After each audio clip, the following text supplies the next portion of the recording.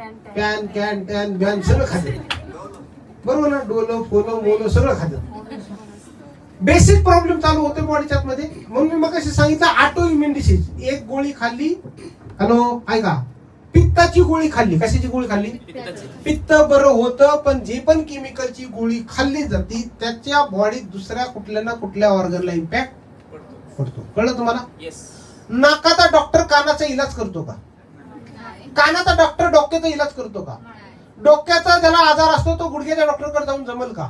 जेवढे अवयव आहेत तेवढे आपला प्रॉब्लेम असा असतो, आजार झालेला असतो पित्ताचा. पित्त बरं होतं, पित्ताच्या गोळीमुळे शरीरामध्ये पोटाच्या पेप्टिक अल्सर होतो. वारंवार पित्ताच्या वारंवार गोळ्या खाल्ल्या तर आतड्याचे आजार चालू होतात. त्याला कळतच नाही मला आतड्याचा आजार कुठला झाला. पित्ताची गोळी बाजूला ठेवली, पोटा डॉक्टरकडे गेला.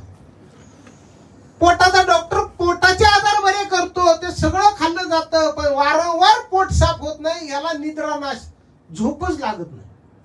माहितीये तुम्हाला? पोटाचा आणि झोपेचा लय जवळचा संबंध आहे. ज्या ज्या माणसाने पोटाच्या आजारासाठी ट्रीटमेंट घेतली त्या माणसाला बघा, एकदा झोपला आणि रात्री एकदा उठला, 2 नंतर झोपच लागत नाही. त्या कुशीहून त्या कुशीवर, त्या कुशीहून ह्या कुशीवर. किती लोकांना अनुभव आला असं माहिती तुम्हाला? घरामध्ये नाही प्रकार आहेत असे. खाल्ली होती गोळी कशाची?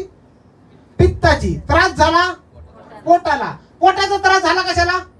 डोक्याला. झोप अर्धवट झाली, सकाळी कामाला लवकर जायचं होतं, बायकोने डबा लवकर नाही केला, दोघांची भांडणं झाली, गेला तिकडं.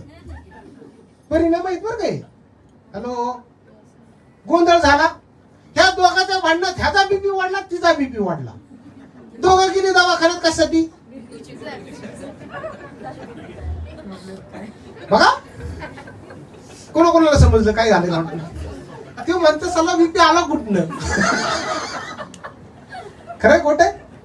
बीपीच्या डॉक्टरकडे जातो, बीपीला औषध नाही, डॉक्टर देतो रक्त पातळ व्हायची गोळी.